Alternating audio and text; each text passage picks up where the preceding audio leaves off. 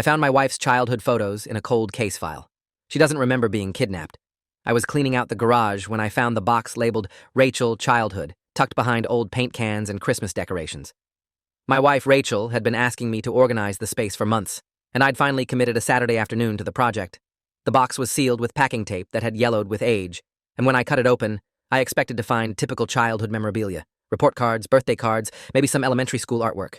Instead, I found a manila folder with case file, Jane, 3421, stamped across the front in faded red ink. Inside were photographs of a little girl who was unmistakably my wife, though the caption underneath read, unidentified female child, approximately age 4 to 6, recovered December 1994. My hands started shaking as I flipped through crime scene photos, medical reports, and witness statements describing a child found wandering alone on a highway in rural Montana, unable to speak, and showing signs of severe psychological trauma. The investigator's notes mentioned the child had been placed in emergency foster care after no missing persons reports matched her description, and the case had eventually gone cold when she couldn't provide any information about her identity or origins. I sat on the concrete floor of the garage with the folder spread across my lap, trying to make sense of what I was seeing. Rachel had always told me she'd grown up in foster care after her parents died in a car accident when she was young. She claimed to have few memories from before age 7, which she attributed to childhood amnesia and the trauma of losing her family. We'd been married for 6 years, together for 9, and I'd never had reason to question her history. Her older sister Amy had confirmed the basic story when we first started dating, mentioning their parents' death and their subsequent separation into different foster homes. But now I was looking at official documents suggesting Rachel hadn't lost her parents in an accident, but had been found abandoned on a highway with no identity and no memory of where she'd come from. The medical reports described a child in shock, nonverbal, with evidence of long-term neglect including malnutrition and untreated dental problems. There were photographs of her taken at the hospital, and despite the hollow look in her eyes and the gauntness of her face, I recognized my wife's distinctive features. The same slight upturn of her nose, the same unusual shape of her earlobes, the same small scar above her left eyebrow that she'd always claimed came from falling off a bike. I called Rachel's cell phone, but it went straight to voicemail. She was at her book club, which met every other Saturday afternoon at her friend Jennifer's house. I sat in the garage for another 20 minutes, reading through investigator notes that described a massive search for the child's family that had yielded nothing. Law enforcement had checked missing children databases, circulated her photo to news outlets, and consulted with medical professionals about her condition. The working theory was that she'd been held captive by someone who'd either abandoned her or from whom she'd escaped, but without her testimony or any physical evidence, they'd had no leads to pursue. The case file mentioned that the child had eventually started speaking again after 6 months in foster care, but claimed to remember nothing about her life before being found. Social services had given her the name Jane Doe initially, then her foster family had renamed her Rachel Bennett when they'd taken her in. The investigation had been officially closed in 1997 after 3 years with no progress, though the file noted it remained open as a cold case in the event new information surfaced. I drove to Jennifer's house in a daze, the manila folder on the passenger seat beside me. When Rachel came out to the car, she was smiling and holding a book that her club had apparently selected for next month. She got in and kissed my cheek, asking how the garage cleaning had gone. I handed her the folder without saying anything and watched her face change as she opened it. The color drained from her cheeks as she stared at the photographs, and her hands began to tremble exactly as mine had done an hour earlier. "Where did you find this?" she whispered, and there was something in her voice that I'd never heard before, something cold and frightened that made my stomach clench. I explained about the box in the garage, and she shook her head slowly, eyes fixed on the image of herself as a traumatized child in a hospital gown. "I don't understand," she said finally. "My parents died in an accident. Amy and I were put in foster care because we didn't have other family. This must be some kind of mistake, maybe someone else's file that got mixed up with my things." But even as she said it, I could see she didn't believe her own explanation. Her finger traced the scar above her eyebrow in the photograph, then touched the identical scar on her own face. I suggested we call Amy immediately, and Rachel nodded, pulling out her phone with shaking hands. Amy answered on the 3rd ring, and Rachel put her on speaker, asking directly about their parents' death and their childhood before foster care. There was a long pause on the other end, and when Amy spoke again, her voice was careful and measured. "Why are you asking about this now, Rachel? You know how hard those memories are for both of us." Rachel pressed harder, asking for specific details about the accident, where it happened, when exactly they'd been separated. Amy's responses became increasingly vague, mentioning that she didn't like to dwell on painful past events and suggesting they talk about something else. When Rachel mentioned finding a case file with her childhood photos, Amy went completely silent for several seconds. "I need to see that file," she said finally. "Don't talk to anyone else about this until I get there. I'll catch a flight tomorrow morning." That night, Rachel couldn't sleep. I found her at 3 a.m. sitting at the kitchen table with the case file spread out in front of her, reading through every page multiple times. She'd pulled out her own photo albums, comparing childhood pictures with the images from the hospital.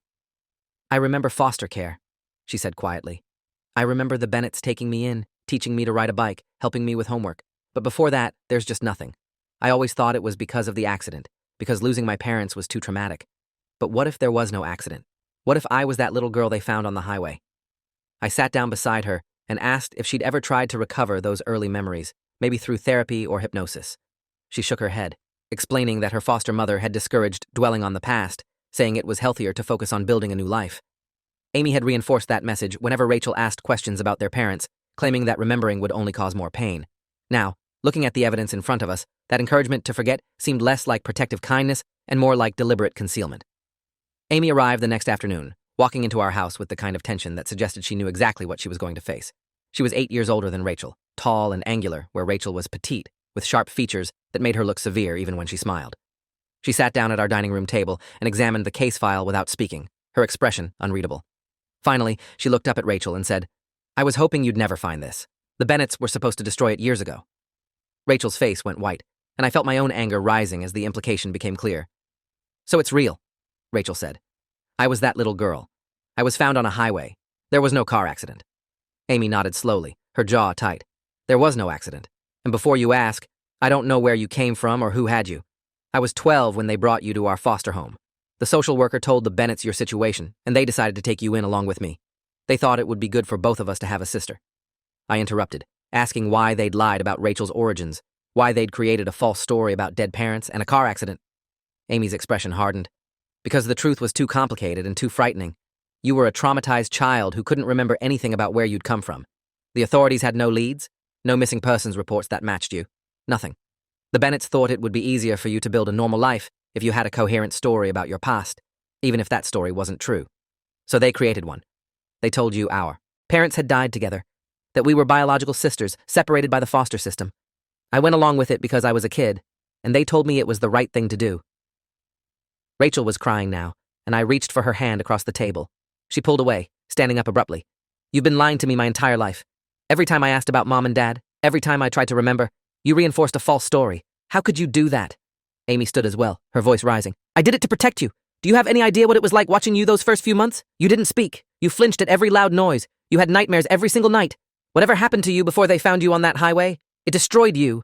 The lie gave you something stable to hold on to, a foundation to build from. Rachel left the room, and I heard our bedroom door slam upstairs. Amy sat back down, looking exhausted. I asked her directly if she knew anything else about Rachel's origins, any details that weren't in the case file. She shook her head, explaining that the Bennetts had told her only the basics. Rachel had been found in Montana. There had been an investigation, and the case had gone nowhere. They'd fostered Rachel for 2 years before officially adopting her, giving her the last name Bennett, and creating a fictional family history. Amy had been instructed never to contradict the story, and over time, it had become the accepted truth. I'm not the villain here, Amy said quietly. The people who had her before she was found, whoever they were, they're the villains. I just helped maintain a story that let her have some kind of normal childhood. I pointed out that Rachel deserved to know the truth about her own life, and Amy agreed, but added that sometimes the truth causes more harm than good. What are you going to do now? She asked. Are you going to try to investigate this? Try to find out where she really came from? I told her I didn't know, but that the decision would be Rachel's to make. After Amy left, I went upstairs and found Rachel sitting on our bed, surrounded by photo albums from her childhood. She looked up at me with red-rimmed eyes and said, I need to know who I really am. I need to know where I came from and what happened to me. I sat beside her and asked what she wanted to do first. She showed me a photograph from the case file, a picture of her taken at the hospital with a distinctive necklace visible around her neck.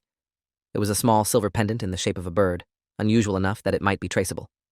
The investigator's notes mentioned that the necklace had been the only personal item the child had been wearing when found, and it had been kept as evidence.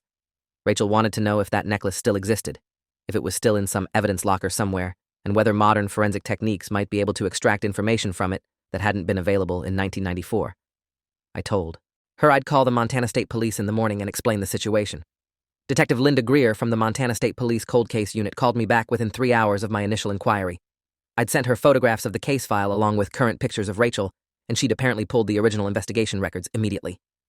This is extraordinary, she said, her voice tight with controlled excitement. We've had this case in our cold files for 30 years.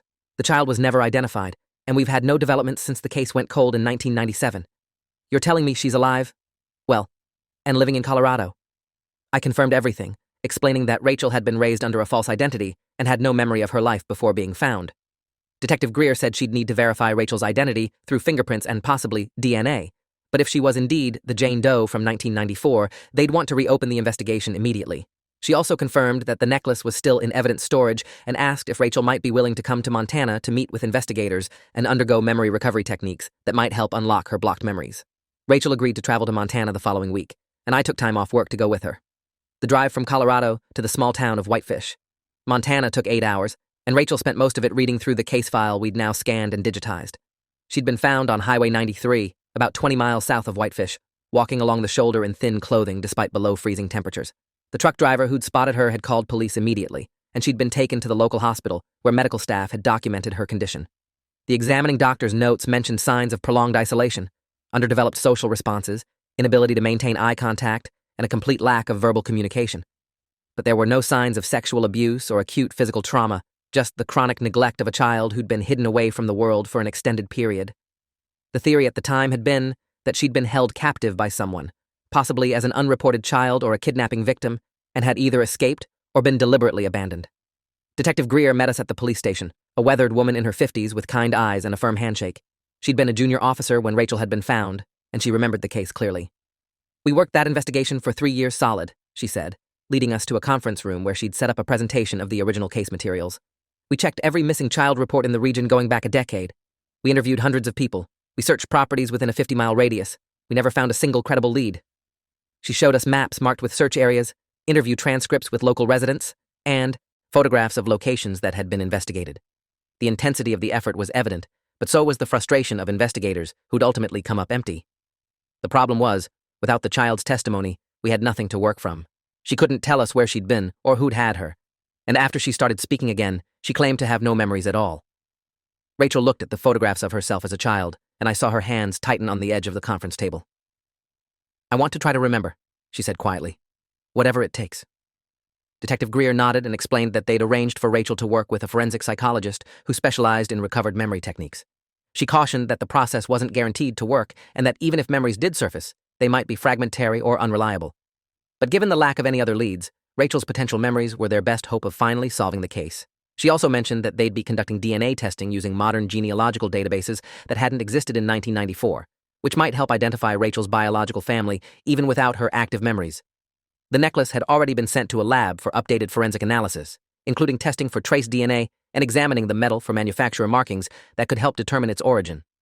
The forensic psychologist, Dr. Nathan Cross, met with Rachel in a private office designed to feel comfortable and unthreatening. I wasn't allowed in the sessions, so I spent the hours waiting at a coffee shop nearby, checking my phone constantly for updates. Rachel emerged from the first session looking drained and shaken. She explained that Dr. Cross had used guided imagery and careful questioning to help her access early memories, and fragments had started emerging.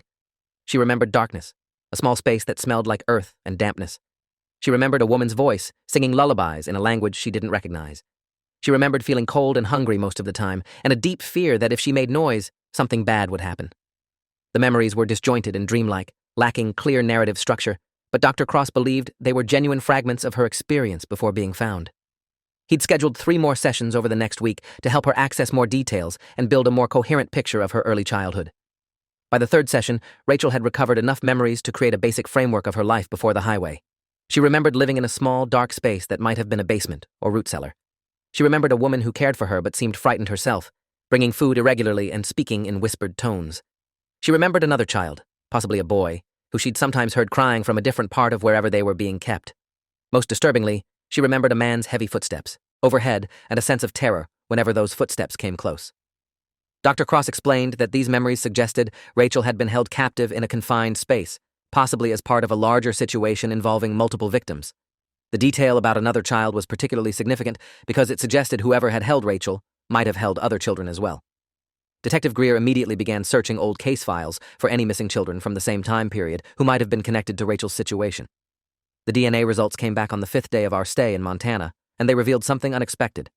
Rachel's genetic profile had been run through genealogical databases, and they'd found matches indicating she had biological relatives in the system. The closest match was a second cousin whose family tree led back to a couple named David and Eleanor Pritchard, who'd lived in northwestern Montana in the early 1990s. Detective Greer showed us photographs of the Pritchards, a young couple in their 30s, smiling in front of a modest farmhouse. They were reported missing in January 1993, she explained. Their property was found abandoned, their car was still in the driveway, but they'd vanished without a trace. The case was investigated as a possible double homicide, but no bodies were ever found, and there were no suspects. She pulled up more records, showing that Eleanor Pritchard had been 7 months pregnant when the couple disappeared. If she'd carried to term, the baby would have been born in March 1993, which aligned with the estimated age of the child found on the highway in December 1994. Rachel stared at the photographs of the Pritchards, her face pale. "You think I'm their daughter," she said slowly. "You think they were killed, and someone kept me." Detective Greer nodded, explaining that the genetic evidence strongly suggested Rachel was the Pritchards' biological child, and the timeline matched perfectly.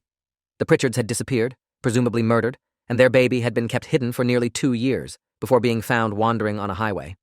The question now was who had taken them, and whether that person had also been responsible for the disappearance of the couple. "We're looking at this as a potential murder investigation now," Detective Greer said. "If your parents were killed and you were taken, we're dealing with kidnapping and double homicide. The fact that you survived and were eventually found means whoever had you either experienced a crisis of conscience or lost the ability to keep you hidden." The investigation intensified immediately. Detective Greer assembled a task force that included FBI agents specializing in cold cases involving missing persons and child abductions. They began re-examining the Pritchard disappearance with fresh eyes, looking for connections to the location where Rachel had been found and potential suspects who might have had access to both the Pritchard's property and a place to hide a child for nearly 2 years. The FBI agents interviewed people who'd known the Pritchards, looking for anyone who'd shown unusual interest in Eleanor's pregnancy or who might have had reason to harm the couple. They also searched property records for abandoned buildings, farms, or other locations within driving distance of where Rachel had been found that might have been used as a hiding place. One agent named Diana Foster took particular interest in Rachel's recovered memories, asking detailed questions about the physical characteristics of the space where she'd been kept and the voices she remembered hearing. On our 8th day in Montana, Agent Foster called us to the FBI field office with news. They'd identified a potential suspect based on property records and witness interviews. A man named Leonard Voss, who'd lived on a remote farm about 15 miles from where Rachel had been found. Voss had died in 2003, but records showed he'd been questioned briefly during the original Pritchard investigation because he'd done occasional handyman work for the couple. He'd been cleared at the time because he had an alibi for the day the Pritchards were believed to have disappeared, but investigators now realized that alibi only covered a specific 12-hour window. Voss could have taken the couple at a different time and still maintained his alibi. More significantly, Voss's property included a large root cellar built into a hillside, which matched Rachel's description of the dark, earth-smelling space where she'd been kept. Agent Foster showed us aerial photographs of the Voss property taken in the 1990s, and Rachel stared at them with growing agitation. "I know that place," she whispered. "I don't remember it clearly, but something about it feels familiar." The FBI obtained a warrant to excavate the Voss property, which was now owned by a different family who'd purchased it after Leonard Voss's death. The new owners had never used the root cellar, considering it too old and potentially dangerous, so it remained largely unchanged from when Voss had owned the property. Forensic teams spent 3 days carefully excavating and documenting the space, and what they found was both conclusive and horrifying. In the root cellar, they discovered children's toys from the early 1990s, food containers that matched brands available during that time period, and most significantly, trace DNA evidence from multiple individuals. The DNA analysis confirmed that Rachel had spent significant time in that space, but it also revealed the presence of at least 2 other children who'd been held there. In the walls of the cellar, investigators found scratch marks at child height and several areas where small objects had been hidden in cracks: a button, a broken crayon, and a small toy car. Even more damning, buried in the floor of the cellar under 6 inches of dirt, they found the skeletal remains of 2 adults later identified, through dental records as David and Eleanor Pritchard. Rachel collapsed when they told us about finding her parents' bodies. I caught her before she hit the floor, and Agent Foster called for medical assistance immediately. Rachel was taken to the hospital for observation, though physically, she was fine. Emotionally, she was devastated by the confirmation that her biological parents had been murdered and buried in the same location where she'd been held captive as a small child. Dr. Cross came to the hospital to help her process the information, explaining that the trauma of witnessing or being present for her parents' deaths might have contributed to her complete memory blockage. Young children who experience severe trauma sometimes develop dissociative amnesia as a protective mechanism, particularly when the trauma involves violence against attachment figures. Rachel spent 2 days in the hospital, and when she was finally released, she was quiet and withdrawn in a way that frightened me. She discovered her true identity only to learn that her biological parents had been murdered by the man who'd then kept her imprisoned in a cellar for nearly 2 years. The investigation expanded to determine what had happened to the other children whose DNA had been found in the cellar. Detective Greer and Agent Foster worked around the clock, checking missing children cases from the early 1990s and comparing DNA profiles. They identified one of the other children as a boy named Christopher Lane, who'd been reported missing from Idaho in 1992 when he was 4 years old. His parents were still alive, and Agent Foster made the difficult call to inform them that DNA evidence suggested their son had been held at the Voss property. Unfortunately, there was no evidence that Christopher had survived his captivity. No one matching his description had ever been found, and the grim implication was that he died while being held by Leonard Voss. His parents requested that the Voss property be searched for possible burial sites, and forensic teams began the heartbreaking work of excavating the land around the farmhouse and cellar. The third DNA profile found in the cellar remained unidentified, belonging to a female child whose genetic markers suggested she'd been approximately 2 to 4 years old at the time she'd been held there. Despite extensive database searches, no missing persons report matched her profile, which suggested she might have been taken from a situation where her disappearance went unreported. A child born to someone off the grid, or possibly the offspring of a victim who'd been held for an extended period. The FBI created a composite image of what this child might look like now, if she'd survived, and they circulated it through law enforcement channels and media outlets, hoping someone might recognize her. Agent Foster believed there was a possibility this child had been released or had escaped before Rachel, which could explain why her DNA was present, but she'd never been found like Rachel had been. The alternative was that she'd died and been buried somewhere on the property or disposed of elsewhere. As the excavation of the Voss property continued, they found evidence of 3 more burials, 2 adults and 1 child. The adults were eventually identified as a couple who'd been reported missing from Washington State in 1991, and the child's remains were too degraded for visual identification, but DNA testing confirmed he was Christopher Lane. Rachel was devastated by the news that the boy she'd heard crying in her recovered memories had been killed, and she struggled with survivor's guilt about being the only child known to have escaped the situation alive. Dr. Cross continued working with her to process these revelations, helping her understand that she'd been a victim with no control over what had happened to her or the other children held by Leonard Voss. The forensic evidence suggested that Voss had been operating a systematic pattern of kidnapping, holding victims at his property, and eventually murdering them when they became too difficult to control or too likely to be discovered. Rachel had survived only because she'd been very young when taken and had somehow escaped or been released before Voss could kill her. The FBI's investigation into Leonard Voss revealed a disturbing history that had been missed during his lifetime. Voss had been a loner who'd inherited the farm from his parents and lived there alone for decades. Neighbors described him as odd but harmless, someone who kept to himself and rarely interacted with the community. He'd done occasional work as a handyman, which gave him access to multiple properties and allowed him to identify potential victims. The theory that emerged was that Voss had been abducting people for years, targeting individuals and families who wouldn't be immediately missed or whose disappearances could be explained away. The Pritchards had been young, relatively new to the area, and Eleanor's pregnancy would have made them vulnerable. Voss had likely killed them and taken their baby, intending to keep Rachel indefinitely. The other children found in the cellar had been taken from different locations over a span of several years, and Voss had kept them hidden in the root cellar where no one would hear them or know they existed. Agent Foster theorized that something had changed in late 1994 that caused Voss to release Rachel. They found medical records showing that Voss had been diagnosed with terminal cancer in November 1994 and had been given less than a year to live. Faced with his own mortality and possibly experiencing some form of conscience, Voss had apparently decided to abandon Rachel where she'd be found rather than leaving her to die locked in the cellar after his death. He'd driven her to the highway, left her there in inadequate clothing, and returned to his property where he'd lived another 8 years before the cancer, finally killed him. During those 8 years, he'd apparently made no effort to release information about his crimes or provide closure to the families of his victims. He'd simply continued living on his property, knowing that the bodies of multiple people were buried around him and that he was leaving behind a legacy of unresolved murders and missing persons cases. Rachel wanted to visit the Voss property, and despite my reservations and the objections of Dr. Cross, she insisted it was something she needed to do. Agent Foster arranged for us to tour the site under supervision, and we drove out to the remote farm on a gray morning that matched my mood. The property was surrounded by forensic equipment and investigation vehicles, with marked grave sites and evidence flags scattered across the land. The farmhouse itself was a weathered structure that looked like it might collapse at any moment, and the root cellar entrance was a dark opening in the hillside that made my skin crawl just looking at it. Rachel walked slowly across the property, her eyes distant and unfocused, and when she reached the cellar entrance, she stopped and stared into the darkness. "I remember this," she said quietly. "I remember being so scared of that dark space, but I also remember feeling safe there because it meant the man upstairs couldn't reach me." She turned to me with tears streaming down her face. "I was right there, trapped underground while people were living their normal lives just miles away. How did no one know? How did no one find us?" I had no answer for her, and neither did the investigators standing nearby. The terrible truth was that Leonard Voss had been skilled at hiding his crimes and had chosen victims carefully to minimize the chances of discovery. The Pritchards had been new to the area with few local connections. Christopher Lane had been taken from a different state entirely, making the connection to Montana unlikely. The other victims had been similarly isolated or vulnerable, people whose disappearances had been investigated but never connected to Voss or his property. It was only Rachel's survival and the advent of modern DNA technology that had finally exposed the truth decades after the crimes had occurred. Without her, the bodies might have remained undiscovered indefinitely, and the families of the victims would never have gotten closure or justice. Rachel's random discovery on a highway and her eventual recovery of suppressed memories had broken open a case that had remained cold for 30 years. Before we left Montana, Rachel met with the families of the other identified victims. The Lanes were elderly now, their lives marked by decades of not knowing what had happened to their son, Christopher. They thanked Rachel through tears for helping find him, even though the news was the worst possible outcome.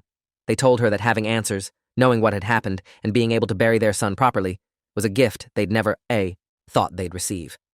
The family of the couple from Washington State expressed similar gratitude, saying that the uncertainty had been torture and that finally knowing the truth allowed them to grieve properly. Rachel struggled with these conversations, feeling responsible somehow for being the one who'd survived while their loved ones had died. Dr. Cross reminded her repeatedly that she'd been a victim just as much as the others, that her survival was not something to feel guilty about, and that her courage in pursuing the truth had given multiple families the closure they desperately needed. The DNA profile of the unidentified third child eventually led to a breakthrough when a woman in Oregon saw the age-progressed composite image on the news and recognized herself. Her name was Diana, and she contacted the FBI saying she'd been raised by her grandmother from age 5 with no memory of her earlier childhood. Her grandmother had always claimed Diana's parents had died and that she'd rescued Diana from foster care, but there had never been any documentation to support that story. DNA testing confirmed that Diana had indeed been held in the Voss cellar, making her the second known survivor of Leonard Voss's crimes. Diana's grandmother, who was now suffering from advanced dementia, was questioned by authorities and eventually admitted that she'd been driving past the Voss property in early 1993 when she'd seen a small child wandering near the road. Rather than contacting police, she'd taken the child and raised her as her own, telling herself she was rescuing the girl from whatever bad situation she'd been in. The admission was devastating to Diana, who realized her grandmother had essentially kidnapped her from a kidnapper, and that her failure to report what she'd seen might have contributed to years of additional suffering for the victims who came after her. Rachel and Diana spoke on the phone several times, comparing their fragmented memories and trying to piece together the timeline of their captivity. Diana had vague memories similar to Rachel's: darkness, hunger, fear, and the sound of another child crying. She remembered the day she'd somehow gotten out of the cellar, though she couldn't recall exactly how it had happened. She'd wandered until she'd reached the road where her grandmother had found her, and she'd been too young and traumatized to provide any useful information about where she'd come from. Her grandmother had kept her hidden for weeks, not enrolling her in school or seeking medical care, until she'd finally created false documents claiming Diana was her granddaughter from a deceased daughter. By the time Diana had started school and been integrated into normal life, her memories of the cellar had faded into nightmares she couldn't fully remember, and she'd accepted her grandmother's story about her parents dying as truth. The national media picked up the story, and it became a sensation. The cold case that had been solved through genealogical DNA and recovered memories, revealing a serial kidnapper and murderer who'd operated undetected for years. News outlets ran features about the victims, the investigation, and the 2 women who'd survived Leonard Voss's captivity. Rachel found the attention overwhelming and invasive, and we eventually stopped watching the news and reading articles about the case. She was more focused on trying to rebuild her sense of identity and process the reality of who she actually was. The Bennetts, her adoptive parents, reached out with apologies for the deception, explaining that they genuinely believed they were protecting her by creating a false but stable history. Rachel struggled to forgive them, feeling betrayed by the people who were supposed to have been honest with her about the most fundamental aspects of her own life. 6 months after finding the case file in our garage, Rachel stood at the graves of David and Eleanor Pritchard in a small cemetery in Montana. They'd finally been laid to rest after the investigation concluded, and their remains were released to distant relatives who'd arranged for a proper burial. Rachel had never known them in life, but she'd been their daughter, the child they'd been expecting when Leonard Voss had killed them and stolen her. She placed flowers on their graves and spoke to them quietly, telling them she was sorry she couldn't remember them, but that she was grateful they'd created her and that she wished she'd had the chance to grow up knowing their love. I stood beside her with my hand on her shoulder, and we both cried for the family that had been destroyed by one man's violence and the decades of lies and secrecy that had followed. The legal aftermath took another year to fully resolve. The state of Montana formally amended Rachel's birth certificate to reflect her true identity as the daughter of David and Eleanor Pritchard. She chose to keep the name Rachel, since it was the identity she'd lived with for more than 3 decades, but she added Pritchard as her middle name to honor her biological parents. Amy struggled with the revelations, feeling guilty about her role in maintaining the false narrative, though Rachel eventually forgave her and acknowledged that Amy had been a child herself when the lies began. The Bennetts' adoption of Rachel was deemed legally valid since they'd acted in good faith, based on the information provided by social services, but Rachel maintained limited contact with them, finding it difficult to separate her love for them from her anger about the deception. Diana moved to Colorado, and she and Rachel developed a close friendship built on their shared trauma and survival. They both continued therapy, working through the complex emotions associated with discovering their true histories and processing the reality of what had been done to them as children. Diana's grandmother died before criminal charges could be filed against her, which spared Diana. The additional trauma of seeing her prosecuted but left unresolved questions about why she'd chosen concealment over reporting. Rachel started speaking publicly about her experience, advocating for better coordination between missing children databases and adoption records, and supporting legislation to prevent the kind of identity fraud that had allowed her to grow up not knowing who she really was. 3 years after finding that case file, Rachel gave birth to our daughter. We named her Eleanor, after the mother Rachel never got to know. Holding that baby in the hospital, watching Rachel cry tears of joy while cradling the child we'd created together, I thought about how truth can be buried but not destroyed, how justice can be delayed but still achieved. Rachel had lost her biological family and years of knowing her real identity, but she'd survived and ultimately helped bring closure to multiple families who'd been left with only questions. She'd transformed from a victim kept in darkness to a woman who'd faced the worst truths about her past and emerged stronger. Our daughter would grow up knowing exactly who she was, with a mother who understood the value of truth and the importance of identity. That was Rachel's gift to the next generation, born from the trauma she'd endured and the courage she'd shown in confronting it. If you enjoyed this, you'll definitely want to see the next ones too, so subscribe now and let me know your take in the comments.